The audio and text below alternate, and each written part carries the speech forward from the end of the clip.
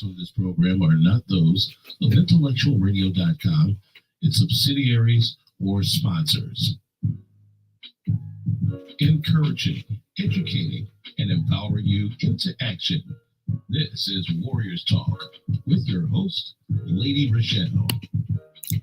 Hello. Welcome to Warriors Talk with author and founder Lady Reshell, where we move away from awareness towards action. It's Health and Wellness Monday, and our topic for today is the traumatic impact of living with a cancer diagnosis. We are live on Intellectual Radio. We just heard from the Drive at 5 with Roman. Keep it locked right here on Intellectual Radio and allow us to feed your brain. On the last episode of Warriors Talk, Doc Michelle and I talked about mental health and its impact on your physical health. If you missed that episode, go over to YouTube and type in Intellectual Radio. Stay connected for any episodes you may have missed. We are grateful for our sponsor. We have Pastor Michael Richardson with the Emanuel C.O.G.I.C, who has a special message for us.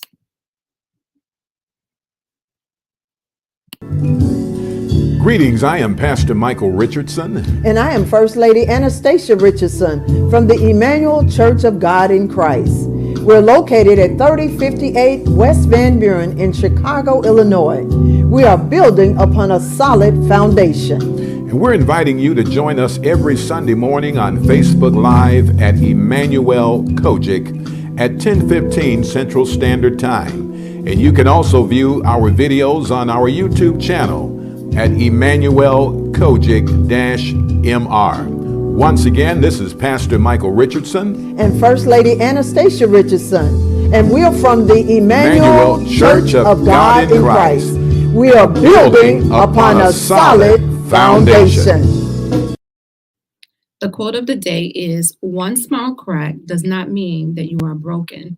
It means that you were put to the test and you didn't fall apart." Here are your trending topics for today. According to CNN, a shipment of 35 tons of baby formula has arrived Sunday in Indianapolis on a U.S. military aircraft from Germany to address the nationwide shortage.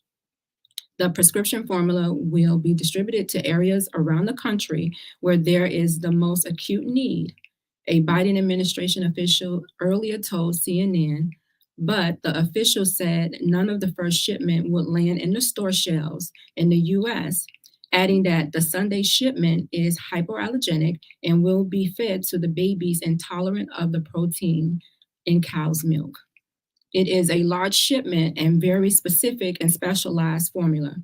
The formula is for moms and dads who have children who have allergies and where regular formula just simply won't work, the secretary said at a news conference in Indianapolis shortly after the shipment landed.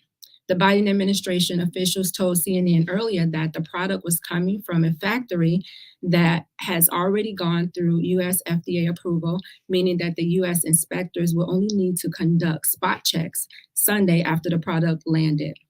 These checks include ensuring that the product was not damaged during transit and the appropriate labeling. Those are your trending topics for today. If you are tuned in on any form of social media, please like the show, share the show, invite someone else in on the show that you feel may benefit from this valuable information.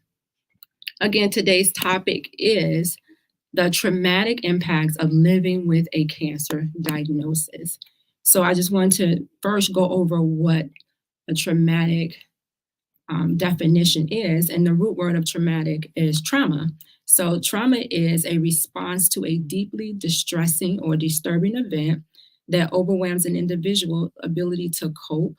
It causes feelings of helplessness, and it diminishes their sense of self and their ability to feel the full range of emotions and experiences. There are three types of trauma or traumatic events that a person goes through. And the first one is an acute event. And that's basically a single episode event. It could be a car accident. It could be a violent attack that happens just one time. Or it could be something that happened in your childhood to where you don't even remember all the details. And then there is a chronic traumatic event to where this is a repeated, prolonged event. It could be crime that's happening in your neighborhood to where it's a lot of shootings, or it could be a life-threatening illness that you may be going through, like a cancer event. It could be domestic violence, it could be bullying, or even childhood neglect. And then the third type of a traumatic event is a complex trauma, which refers to a series of traumatic events that takes place over a long period of time or months and years. So those are the 3 traumatic events that individuals will go through throughout their lifetime. But what does it look like for someone who's diagnosed with cancer to suffer a traumatic event? We know that when you're diagnosed with cancer, there's a series of emotions that come over you. It could be fear, it could be helplessness, it could be loneliness. You can feel like you're isolated from everybody else. And those things that you should be getting help once you start feeling those type of emotions, you should be trying to get help. Talk to somebody in your family, let them know that you're having these feelings, these emotions. Talk to your care provider because that's what they're there for. That's what you pay them for. So one of the things that you'll go through when you are experiencing traumatic events is the detection of cancer. So there's different things that come when you detect that cancer, whether you find the cancer yourself or you go to the doctor and the doctor find the cancer. So I was able to find my own lump. I was out of town on vacation when I found it. And when I found the lump, because I was doing my monthly exams that women should be doing. And I didn't really think that it was cancer, right? I felt it and I was like, okay, I'll just, talk to my doctor when I get back in town on Monday. So I didn't really think like, oh, this could be cancer. Why? Who wants to believe that, they have cancer in their body? So I really didn't think that that's what it was. But other people who may find a lump, they may have a totally different, experience with it. Cancer may be the first thing that pops in their mind, like, oh my God, I felt this lump. This could be cancer. But remember that 85% of the lumps that are found, statistics say they are non-cancerous. So I wouldn't say to, alarm yourself, but still go get it checked out. So number 2 would be the investigation. So now you're waiting for your doctor. You've told your doctor about it, and now they may have did a biopsy or a mammogram, and you're waiting for the results to come back, right? And that part can be the hardest part, is just the sitting and waiting and having all of these things play in your mind about what it could be, what could happen to you, and then thinking about all of the other people that that have had a cancer diagnosis that are no longer with us. Like so many things can play in your mind while you're waiting on the doctor to do the investigation. So another way that a person can suffer traumatic events when it comes to cancer is the actual diagnosis itself. So now you found the cancer, you detected it, the doctor has did the investigation, and now you have gotten the news that, yeah, it is indeed cancer, right? And I think it's important too how you found the news, like how did they tell you? A lot of times you're not told while you're in the doctor's office because they have to do a biopsy of it and send it to the lab and then call you back.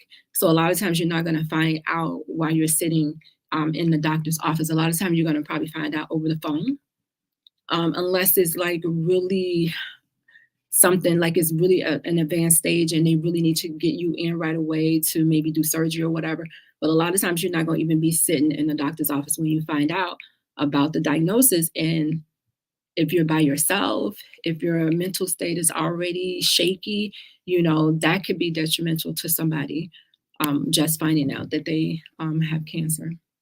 So the fourth thing when you're diagnosed with cancer and you're suffering from a traumatic event is the actual side effects and the pain that you feel from a cancer diagnosis, right? The issues that you'll have in spite of that. So the pain could be neuropathy. You may have neuropathy. You may have pain from if you have to give yourself shots. It could be pain from the chemo, achy bones, just everything that comes along with that, the chemo, the toxins in your body trying to rid the cancer, right? So it's going to wipe out the bad cells and it's wiping out the good cells too. And your body has to take time to build back up. So you're going to have a lot of physical issues that come along with that. The things that you used to do, you're not going to be able to do those things anymore. You're going to have to call in for some help, right? You may have to have people to fix your meals or pick up kids, or you may have to hire a maid or have some meals coming in, do some door dashing or some Uber Eats, because you are not going to have the energy to do those things. So the side effects is one of the biggest things for me with the side effects, because I am a single mom and I tend to do everything at home myself, dropping the kids off at school, taking them to their extracurricular activities, and just everything to do with the house, cooking the meals. So, when I was down, it's like, okay, who's going to do all of this stuff? I had to lean on I think my daughter was 15 at the time. My oldest daughter at home was 15 and my mom. So between the two of them, I had to lean on them to help me with the girls and just to help me overall, like going to my appointments and everything. So, you're vulnerable at that point, because if you're a person you feel like you're independent and you always doing stuff for yourself, it could be hard to ask for help. It could be hard to allow people to come in and help you. So I would say just be open, and the people that you have around you should be those people that are closest to you. So what does it look like for someone who has a cancer diagnosis and they suffer from a traumatic event?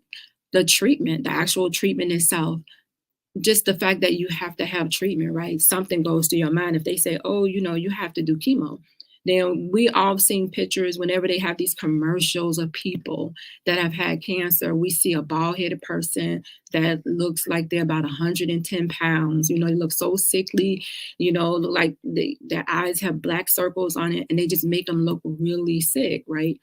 Well, I know people who had chemo that does not look like that. I don't know why they even put that picture out there. But cancer treatment can be really scary, again, because of those toxins are going through your body and you don't know what it's going to do to your body. When I had my first treatment, I can remember just sitting there and just waiting right as I was getting the treatment to see if something was going to happen. I was just waiting to see, like, what is going to happen in my body right now. Hey, Tracy, thank you for tuning in. I was trying to see, like, as I was sitting there, like, what is going to happen in my body right now? Because I'm thinking, like, the chemo is going through my body right now, that something was going to happen right then and there.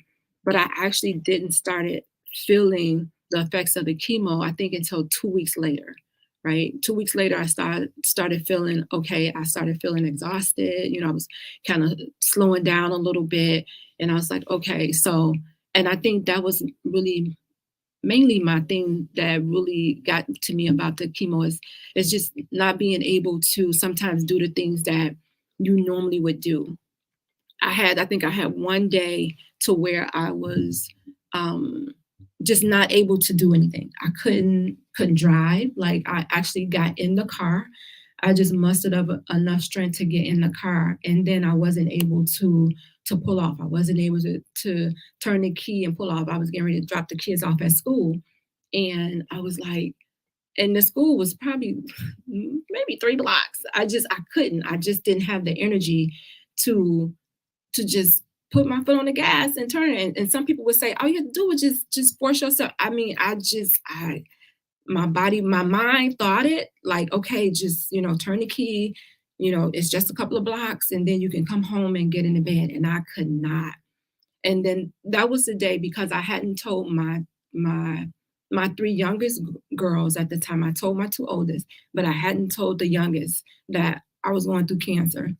So I think I was hiding it from them for like maybe 3 months. And then that day I had a book that my girlfriend gave me that explained cancer in children's language. And so I told my daughter, I hid the book in the car because I didn't want them to find it in the house. So I told my daughter, it's time. Like, can you read them the book? So I just mustered up enough strength to get back in the house, and she read the book to them. And they came in the house and they was like, oh, mommy, we so sorry. And they was hugging me and kissing me. They wanted to see my bald head and everything. And it was a relief for me, because I was trying to hide my hair was gone. And it was just a lot. I was trying to hide that I had no energy. So when they would ask me to do something, I would just do it, even though I had no energy to do it. So treatment is really one of those things that really messes with you psychologically. You know, we know that some people with a cancer diagnosis suffer from PTSD, right? Well, PTSD is when you're clinically diagnosed, but a lot of us suffer from just post-traumatic stress, right? And we don't get that clinical diagnosis because we don't, have all of those boxes checked, but we do suffer, from that stress of having that cancer diagnosis and the what if, and just seeing these things happening in your body. Tracy said, girl, I wouldn't even go to bed. I went shopping. Girl, I know the feeling. Hey, Angela, I know the feeling. So I had chemo every Friday. I just took off work every Friday. My chemo was from 9 o'clock to 1 o'clock. Then after chemo, because my mom went with me to every chemo appointment, we would go shopping or we would go eat after every chemo appointment on Fridays. And then that night, on Friday night, I would go dancing to house music every Friday night. And that was just like my therapy for me to release some of that stress. And I did it for because I did chemo for 6 months. So I did it for 6 months straight.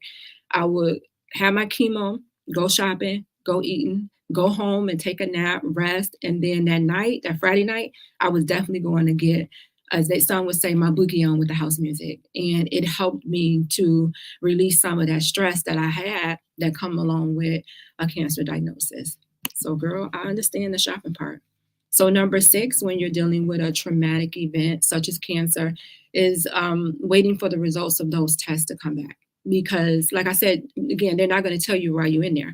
And it's just a matter of all the different tests that you have to take. It's not just, okay, you took the mammogram, okay, now you have cancer, or you did the biopsy and now you have cancer. No, they're running all type of tests on you, like it seemed like within that 1 month to try to see if the cancer has spread, to other body parts, to see if your heart is in good condition to even go through the chemo. Like it's so many different tests that you have to go. And if you have test anxiety or scan anxiety, it could really mess with your psyche. So I can remember getting a test done to where I had to lay on my stomach and it has your breast like just hanging through this machine, and they tell you don't move, you have to be really still, like don't move. Like who could sit here for 45 minutes without moving? Like this is crazy. Like I would almost rather them put me to sleep so I know that I'm not gonna move, because then I won't be thinking, right? So you thinking as you taking that test, like, okay, what's going on? Are they gonna find anything? It's just really crazy. Angela says that's very true. Our experience does cause Ptsd. It does. It does. And some people may not even recognize what's going on, right? They may not even recognize that this is what they have. They may think that this is just normal, that it comes with a cancer diagnosis. But, if you're tipping the scale over into the clinical diagnosis, then you need to get some help. You need to make sure that in order for the physical to be healthy, your mind has to be healthy as well. And so I don't know if some of you have had to be in a hospital when you had cancer, like if you ever had to be hospitalized. But I can remember being hospitalized one night when my back was hurting, like my lower back was hurting. I just kept wiping out. I wasn't able to stand. I wasn't able to, do anything. So I called my mom and I'm, hey, Mom, can you come and make me some soup? Because when Mom makes the soup, you feel better, right? So she made the soup. She came over. I tasted soup and I was like, oh, this didn't do it for me. It didn't do it. So I was like, Mom, you got to take me to the emergency room. Like, I just don't feel good. Turns out I had to have a blood transfusion because my blood was low. So I stayed in the hospital and they gave me 2 transfusions. And when I tell you that I felt like a new woman, I felt like when they say at church that the blood heals, the blood works, like I felt the energy from that blood. And I felt so good. And I was like, wow. And I've always been one to say, oh no, I don't want anybody else's blood in me like that. It's just disgusting. Like I would rather go and donate my own blood and freeze it. So when I need it, it's ready. But when you're in that position to where you can't do anything and you feel helpless and you need that blood to save your life, then you do what you have to do and you take the blood. So if you ever had to spend any time in the hospital away from your family, just sitting there, being there, sometimes just makes you sick. Number 8, when you are experiencing a traumatic situation from a cancer diagnosis, is the fear of that cancer returning. right? And anybody who has had a cancer diagnosis, we probably thought about this once or twice, right? Some people think about it all the time. Hey, Lisa, thank you for joining us. Some people think about it all the time. They think about that cancer coming back, any type of ache, cough, pain that you have. You're like, oh my God, is that the cancer? Like, and you can't live in fear like that. You just can't. You just have to make sure that, if it's persisting longer than 3 weeks, that you at the doctor and saying, hey, what's going on with this? This is what I've been experiencing. And, I just want to make sure everything's okay, and making sure that you're going to those appointments that the doctor set for you. When you're in treatment, you're probably there every week with chemo. And then when they release you, you probably every 3 weeks. Every 3 months, and then every 6 months, and then maybe once a year with your general doctor. So just make sure that you're keeping up with those appointments, so that if anything is happening, they're able to catch it in time. They're able to catch it ahead of time, or while it's still in the slow stages. Angela said she was hospital for 5 days. Angela, I know you, Angela, I know you was going crazy. I know you was just like, I can't, there's so many things that I have to do. Then again, you might have been like, I need this time, I need to relax. And the funny thing is I didn't bring my phone charger when I was there. So whatever little juice I had, it died. And I really didn't have to call my kids because they were with my mom. So I knew they were okay. And my mom probably wasn't going to let them call me anyway. She was going to be like, let her rest. And so I think I was only there 2 days. No, they brought me in, gave me the blood. I probably was there 2 days. And then, yeah, and that was it. But during that time, I wasn't trying to like, oh, I'm ready to go home. I was just like, just sitting there, and to be there without your phone, I was like, oh my God. But I just took that time to just sit there and just heal, just give my body a chance to heal. I knew that I was there and I was in good hands. And if anything would happen, I was in the right place. Tracy says, oh, the pain in your body makes you wanna what? Makes you scared to stretch. Oh, you like, oh my God, what's that? I'm serious, like every little thing. And then it really shouldn't be that way. It really shouldn't. But with this, you just have to be diligent. You just have to be diligent about your health. So again, if anything is going on and it's lasting a long time, we should be at the doctor's office. All right. So let's talk about low risk of a post-traumatic stress, right? These are ways that you can lower your risk of getting that. So number one is, we always talk about this. We always talk about a good support system, right? It's so important to have a good support system, good people around you who are going to, number one, tell you to sit down when it's time for you to sit down, right? They're going to be honest with you, tell you the truth. They're going to be the ones that's at the doctor's office with you, getting all of the information, making sure that your kids are okay. You need people around you that's going to help preserve your energy, and your mind. They're going to make sure that there's no crazy messages getting to you. You have to be able to let someone else in so that they can help you, they can protect you. Don't be afraid to say, hey, any messages that I get, here's my phone, take the messages, because, you should be concentrating on healing. You should not be concentrating on, what did so-and-so say? And all these questions that come to you, because we know people, they just say the darnest thing. And yes, Lisa said, I rebuke sickness. I second that, Lisa. She said, support is everything. It really is. Don't underestimate support. It could be the difference of you surviving and not surviving. Kenya says, support team is everything. And this is coming from survivors. So if anybody should know about support, then the survivors should know. I'm telling you, on those days when you don't feel like doing anything, a good support system is going to be like, okay, we could sit here and not do anything. And then on some days, if you sat there too long, they're going to be like, girl, get up. Let's go. Let's move. So put the right people around you so that, they will be able to help you heal. So number 2 is to clear information. Get the clear information about your cancer, about the type of cancer you have, the stage you have, the grade you have, what is the survival rate of that cancer, and then find out if anybody, and we always talk about family history, if anybody in your family has had cancer, find that out. What type of treatment did they have? Are they still living?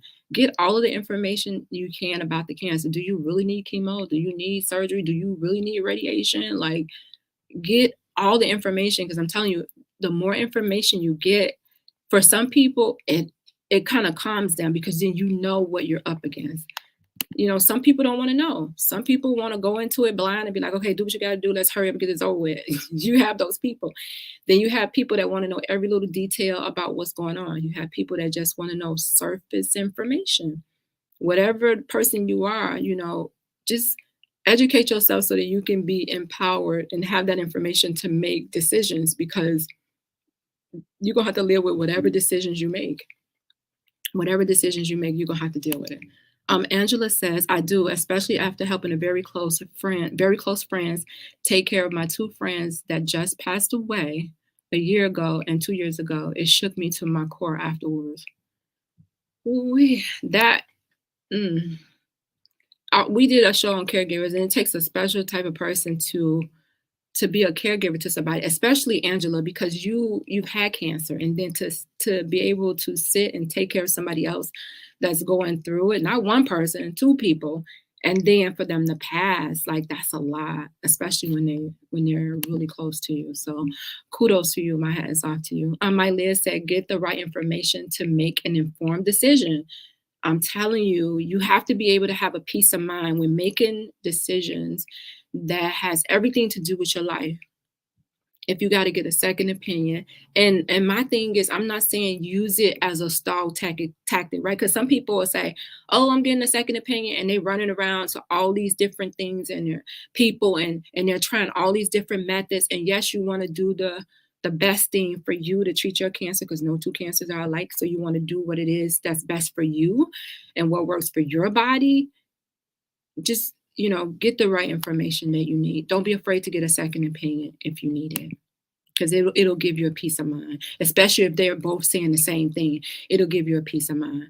Angela says, very important to find out, to find it all out. Also get a BRCA test. Oh yeah. So the BRCA test is basically, it's a test to find out if you have a hereditary link, right? That means that information, if it comes back that you have a positive BRCA test, that means that you need to be informing people in your family, especially if you have daughters, that, okay, you could be at risk for breast cancer and ovarian cancer. It may come back negative, but we know that they have already added some other tests. So there may be some tests that they didn't test us with, the people that have gotten a BRCA test. But I encourage you to talk to your doctor and say, hey, especially if you was diagnosed with breast cancer, get the BRCA test done. Even if you wasn't, and people in your family has had it, you have to advocate for yourself in order to try to get it done, because some people I know that had cancer, they're like, what is that? Or BRCA test, what is that? So I would say get the BRCA test done. It will give you a peace of mind. It will give your family members a peace of mind. Share that information with them. Some people don't like to share, but you have to share that information with them so they'll know, you know, what they're up against. So yeah, that's good information, Angela. She said there's nothing wrong with a second opinion at all, but you have to move quickly. So that's a good point, Angela. You have to move quickly. Why? Because the cancer is moving quickly, right? The cancer is multiplying. It's not dying off, and it's just multiplying, right? So you have to make sure, and especially if the doctor has told you that it was an aggressive form of cancer, right? If the doctor said it's aggressive, right? So my cancer was triple negative, which is an aggressive form of cancer, which is negative for all of the different hormones, right? So the hormone ones, they can pinpoint how to treat it, right? Not with triple negative. They don't know. So they give you everything. They give you the chemo, they give you the radiation, they give you the surgery. They give you everything because they don't know how to treat it. All they know is it's aggressive and it's prone to come back. So I would say move quickly, but make sure that you educate yourself before you move, right? Educate yourself before you move, especially if you're a young person, you're a young lady, and you haven't had any kids and you want kids. Then if the doctor say, oh yeah, you have breast cancer, we need to start treatment. We start treatment in 2 weeks. Then you say, okay, what about when I want to have kids? What do I do right now in order to preserve anything so that in case I want to have kids later? that conversation needs to be had, because what's going to happen is they're going to rush you into treatment, and then you're going to ask them a couple of months later, and be like, oh, it's too late because the chemo we gave you, you can't have kids. And I feel like they should educate individuals on that. If you know that's a young woman, if she's in the childbearing ages, that should be a conversation that you should have with them up front, right when they get their cancer diagnosis. What are you going to do about kids? They asked me, my doctor asked me, do you have any kids? I said, yes. She said, do you want to have any more? I said, no, I have 5. I'm good. She said, okay, because the chemo we're giving you, you can't have any more kids. I'm good. But all doctors don't do that, because I know some survivors that said, my doctor didn't have that conversation with me. And by the time I asked, it was too late. And that's just not fair for you to take that decision away from me. Yeah, it's my life. And, the cancer, you think about that. But it's like, what if I want to have kids? And what if when I'm done with treatment, I'm able to have kids? And that right should not be taken away. It should be communicated with that person. Angela says, ladies, never let a physician tell you that you don't have to do the BRCA test. Because they will tell you that. Why? I don't know why they would tell you that you don't have to, but they will, or they may not even bring it up to you. So by you hearing it right now, ask your doctor, because they may not bring it up. A lot of information that I've learned about cancer, breast cancer, I've gotten it from other survivors who have been through it. And so they share information. And Lisa said this information never gets old. It really doesn't. Why? Because people are being diagnosed with cancer every day. Why? Because people are dying from cancer every day. Why? Because there's no cure for cancer right now. All we have is early detection. That's all we have. Let's catch this cancer in the early stages so we still can give you chemo, give you radiation, and give you treatment and make some money off you. Angela said, you must educate yourself with any kind of cancer. Please do. Any kind. It doesn't matter what type of cancer it is. Educate yourself. Okay, what number are we on? We are on number 3. Oh, I think we kind of covered this one too. Number 3 is have an open relationship with your care provider. And this comes with telling them what you need, the BRCA test, telling them about whatever type of treatment that they're trying to give you. Get the information about the side effects of the treatment. Be honest with the doctor and tell the doctor things. A lot of times we hide information, or we omit information. We don't say, we're afraid to say. Like, if this person is going to be treating me for the next 6 months, a year, however long, you want to feel comfortable when you're going into that doctor's office. You do. You want to make sure that the person that's treating you, that they see you and that they hear you. And so you have to have a good relationship with that person. My oncologist, I felt comfortable with her. I felt comfortable telling her stuff. I felt comfortable asking her stuff. I felt comfortable telling her no when it was something I didn't want to do. And I could remember her telling me that it was a young lady who was, I think she was like 33, and we both was diagnosed with triple negative breast cancer. And the other lady decided to do nothing, which that's your choice. If you decide, whatever you decide to do, it's your choice, right? You have to live with your choice. And so that lady, she ended up passing away. And I'm just like, oh, wow. So I just encourage people, if you want to go the holistic way, get the information about how many people have survived this holistic way, see some survivors and what they have done. How long have they survived? And don't just, don't rule out treatment, because it's not stopping the cancer from growing. All right, Kenya said yes. Kenya said, what should we be eating after they finish treatment? What should people be eating? You should be eating healthy the whole time, if you can, because we all know you may not be able to. You may not be able to eat. Your taste buds still may be funny. I would say if the chemo is cleaning out all the good toxins and bad toxins, that's a good time to rebuild your immune system. Start off with the basic stuff, the stuff that comes from the earth. You have your fruits, you have your vegetables, right? Those things are not going to be harmful for your body. It's a natural sugar for your body too. versus putting all the processed stuff in your body. So I would say start from there.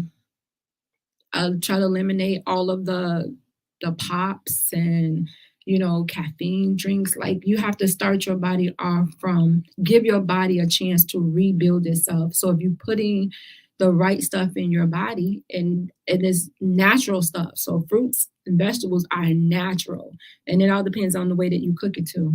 So if you put in a lot of butter and a lot of salt and all of that stuff, that's not good.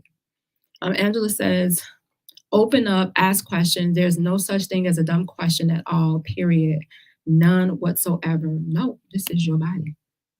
I love grapefruits, Tracy. They are so good.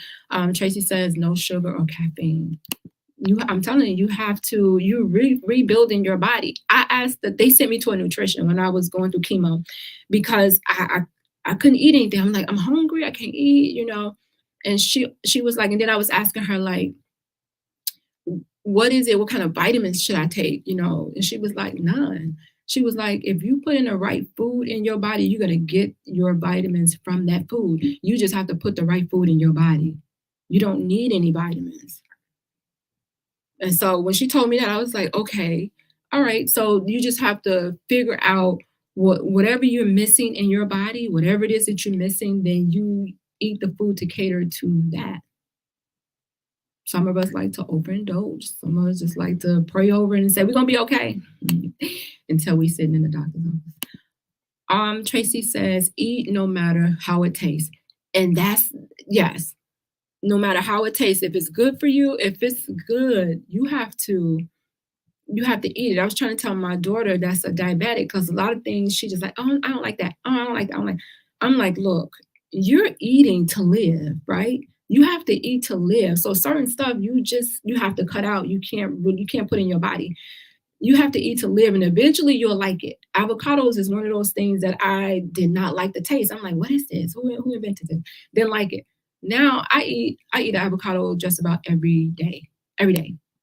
Yes, Tracy, you have to trick your mind. You have to trick your mind into eating it. Tell yourself, this is good for me. This is good for me.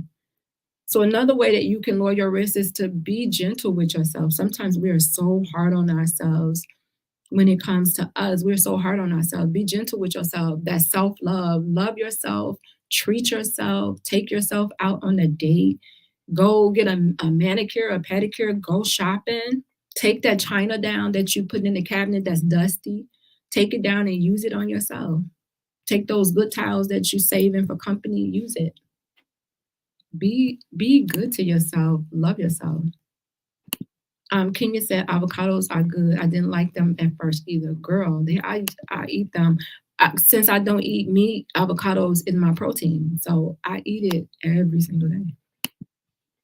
Number 5, the way that you can lower your risk is to remember no two deals, like no two diagnoses is not the same, right? It is not the same. So don't compare yourself with somebody else. A lot of times we like to compare ourselves. Oh, so-and-so did this and this worked for them. I'm going to do that. That may not work for you, right? You have to figure out what works best for you and your system. Angela says she wanted cantaloupe, watermelons, lemons, oranges, kosher pickles, and salad. That sounds good, Angela. That's actually healthy. That sounds good. Kenya says, I think I'm going to stop eating chicken again. And girl, I don't want to gross anybody out about chicken, but I just can't do it. I look at it, I smell it, and it's just, no, I can't. But I'm not mad at anybody who eats it. That's, your choice. So we are on number 6. This is a way that you can lower your risk from a traumatic event if you have been diagnosed with cancer, is to give yourself time to process what you have gone through, right? You have to give yourself time to say, okay, I was diagnosed with cancer. Now what am I going to do? And I tell people you have to, and I know people say, oh no, why would you tell them to accept? You have to accept the diagnosis. And I'm not saying that some people say, oh, I'm not going to claim it. I'm not going to claim it. I'm not going to say it. So that don't mean that you don't have it. You just heard what the doctor said, and now you got to figure out what action you got to take after that, right? You find out what action you got to take. And you go to God and you say, God, the doctor said, this is what I have. What does your word say? Right? You give that to God. A lot of people say, I'm not going to accept it. I'm going to go and do such and such. Okay. Angela said, please stop comparing your diagnosis to another. Don't do it. Don't. Your body is totally different. Your makeup is different. Our DNA is different. So why would you? It is estimated that up to 1/3 of people treated for cancer in hospitals have a common mental illness condition. And after all you've been through, who would blame them? It's a lot. It's a lot to go through. It's a lot to process. Angela said, I received the diagnosis, not a death sentence. Girl, cancer is a word, not a sentence. Come on, Angela. We have to stop giving it so much power. The doctor said, now you know who the enemy is, right? The doctor said you had cancer, so now you know who the enemy is. So now you just go form your weapons of mass destruction so that you can take the enemy out. But if you never go to the doctor to see what it is or whatever, then you don't know. How are you going to fight the enemy if you don't know what the enemy is, what the enemy is made of? You have to take that information and then go do your plan and figure out what it is that you want to do. So let's talk about coping with trauma symptoms, the way that you can cope with them. And I think we said this, educate yourself about the trauma.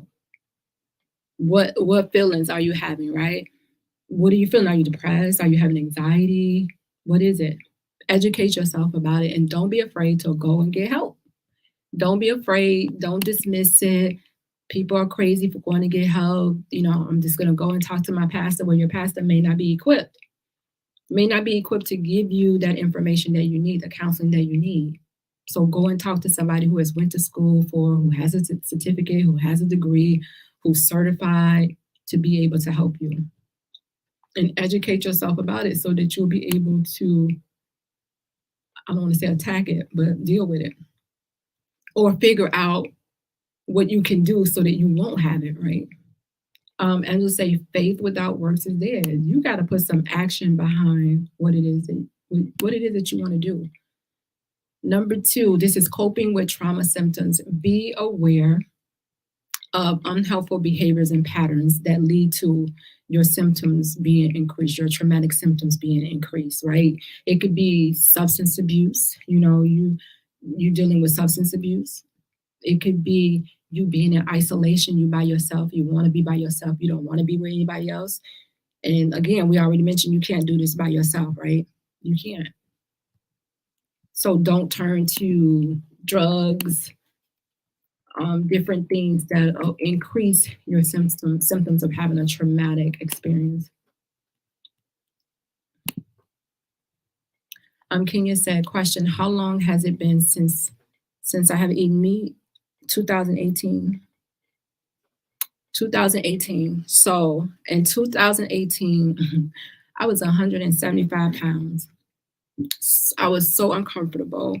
My legs rubbed and all of the clothes I had did not fit. Like I just blew up. And I know it was the weight after the chemo, the steroids and everything that I went through, with the cancer. So now this weight was on me and I was like, I gotta get this weight off of me. So I did a cleanse.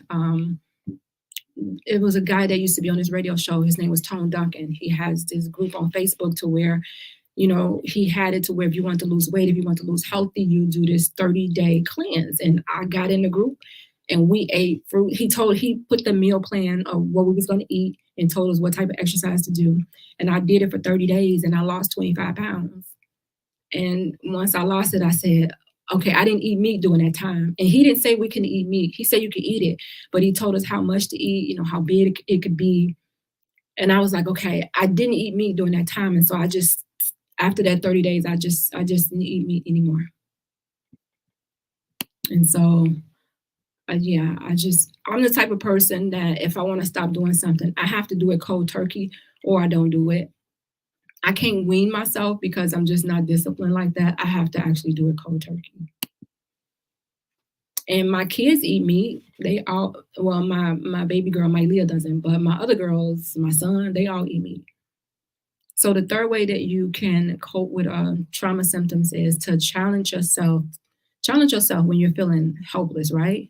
When you're feeling helpless, challenge yourself. So if you know that you're feeling helpless, then get around some people. Again, we talked about support that can pour into you and help you to pull up out of that funk. Because if you're in isolation, you're just going to stay that way. You know, get around some people. And as friends, if we haven't heard from somebody, you know, we should be checking in with each other. We should be checking in with each other daily, you know, every other day. If you haven't heard from them, you haven't seen them, and you know they may be going through something because you know your people, then we need to make sure that we are paying attention to each other. We should be doing that. Make sure you can go volunteer somewhere. You can go, as they would say, go volunteer. Kenya's organization, they feed the homeless. You know, go help and feed the homeless. Do some stuff that would take the focus off of you and what you're going through, and go help somebody else out. Number 4, coping with a traumatic experience. Here are some symptoms. Focus on calming your nervous system. So do some things that are going to calm you. You can meditate. If you want to do yoga, you can do yoga. You know, you can exercise. That would help. You know, do some stuff that's going to keep your nervous system calm, to keep you from worrying all the time, to keep you from, you know, in that fight or flight mode all the time.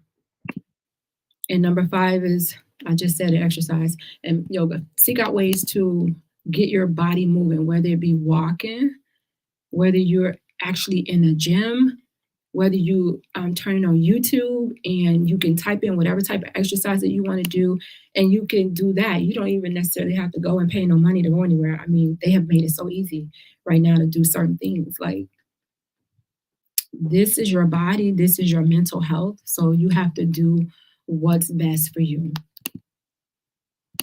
You only get the one temple. So once this temple is gone, that's it. It's hard building a temple back up. Let me tell you, it's possible, but it'll take some work to get it to where it needs to be. Especially if you're dealing with a cancer diagnosis and you have all of these side effects and all of this residue from the cancer. You may have neuropathy. So you may have periods to where you can't even exercise.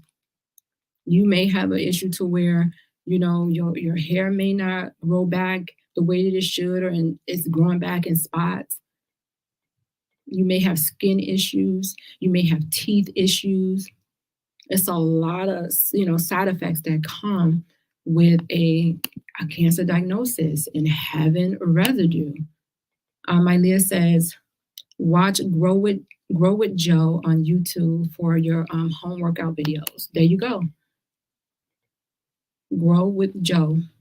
Angela said, just get up and dance. Turn on some music and dance and shed those pounds, and you will feel so much better. With exercise, according to statistics, it helps keep cancer at bay away 40 to 30% if you just exercise. That's one way. Just exercise. And they said it has to be 30 minutes a day for 5 days a week. And that would help keep cancer away. Well, just exercising. I didn't say nothing about eating or anything like that. I'm saying exercising. You have to do what's right for you. Exercise also helps your mental too. It does. It helps your mental. So you have to make sure that you're putting things in place. If you know you had a cancer diagnosis and you know you're feeling some type of way, you're feeling depressed, you're feeling anxiety, suicide is real. It's real. And now it used to be at one point that men, when they commit suicide, they would use a weapon that they know that's going to take them out, right? They would use a gun, or they'll jump off a bridge because they know that it's going to take them out. And women, normally we would take pills, we'll cut ourselves because it's like, we like, help, I'm trying to do this. But now women are, Miss Former USA, she jumped off her balcony. The country singer, Naomi Judge, she shot herself. And that was from, both of them was suffering from mental illness, known mental illness. So this thing is real. It's real. Okay, this is my last Angela, you get the last comment. Angela said it helps your mental psyche. It really does. Trust me. You could be feeling some type of way. You can go work out and you feel so much better. So much better. I appreciate you guys' comments on this subject. This subject is real. Mental health is real. Suicide is real. But there is help out here. Talk to your doctor and ask them to give you a referral so that you can go get some help. And I'm not saying you have to get on any medicine. I'm saying at least go and talk to somebody and release some of that stress. Do something for yourself that shows yourself that you love yourself. That's all about self-love. Getting help is all about self-love. Thank you, Tracy. I appreciate you guys for listening. I want to recognize my sponsors because they make it possible for me to go live week after week. So Paula Kelly is one of my sponsors. She is selling insurance, right? Auto, home, life. She's also a breast cancer survivor, Black business owner. She's located at 327 East Glenwood Lansing Road in Glenwood, Illinois. She can be reached at 708-758-3300. When you call her, please tell her that Warriors Talk sent you. Also, I have Gloria Dotson with Mary Kay. She's catering to all of your beauty needs from head to toe. She can be reached at, you can go to her website, really, marykay.com/GDOTSON and see some of her exciting products that she has for you. Join me next Monday at 6 p.m. right here on Intellectual Radio, and I'll leave you with these words of wisdom. Recovery is not a one and done. It is a lifelong journey that takes place one day, one step at a time. As always, thank you for tuning in to Warriors Talk with author and founder Lady Reshell, where we are changing lives one warrior at a time. Thank you for listening to this week's edition of Warriors Talk with Lady Reshell. To find out more about Warriors Talk, follow at Warriors Talk, the number 1, on all social media outlets, and Warriors Talk with Lady Reshell on YouTube. Please join us next week and every Monday evening at 6 p.m. Central Standard Time on intellectualradio.com for Warriors Talk with Lady Reshell, where we encourage, educate, and empower you into action.